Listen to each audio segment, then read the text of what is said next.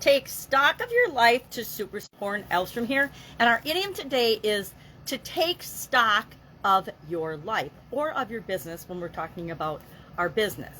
And it's an idiom with an interesting past. It's been around since, they say, the 1870s with regards to being something important.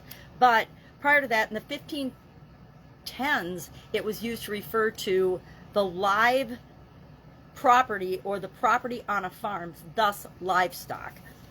And by 1610, it meant to, I need my magnifying glass. By 1610, it was applied to the broth that came off of meat that was boiled. So like chicken stock, beef stock, whatever kind of stock you use in making soups and things, and for preparing cooked foods and things. It wasn't until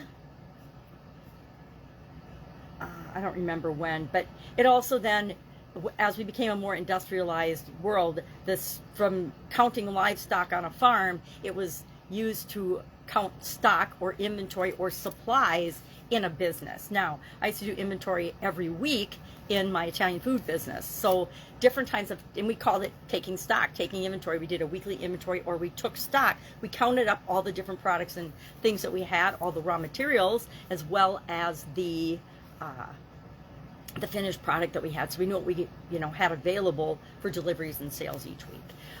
With respect to other businesses I've been involved in, we would take inventory or take stock at different intervals. It depends on what type of business you're running, how you take stock. But what this means is to assess, take a pause and assess and evaluate our life, and evaluate in terms of our goals and our overall well-being, as well as our accomplishments, things that are important to us. So how often do we take stock in our business? How often do we look at and ask ourselves and reflect on, how is my business doing? Am I creating the business that I want to create in the world? Am I becoming the person that I want to become in the world? Because guess what? As much as we like to think that doesn't matter in our business, it absolutely positively does. Our vision, our mission, our purpose, our core values, our priorities, our legacy, what it is we're trying to create, it all stems from somewhere, and it usually stems from us as the founder and the leader of our organization. Now, if you've got a big board of directors and things, some of my businesses have boards of directors, then it's a meshing of all of that. But each and every one of us need to become the best possible version of ourselves in order to create the best possible business, the thing that we want to see in the world. So I actually really like this particular idiom and expression. I've definitely used it. I don't know how often I've said take stock in your life, but I definitely do this. I definitely do this on a regular basis. I do it at least on a monthly basis.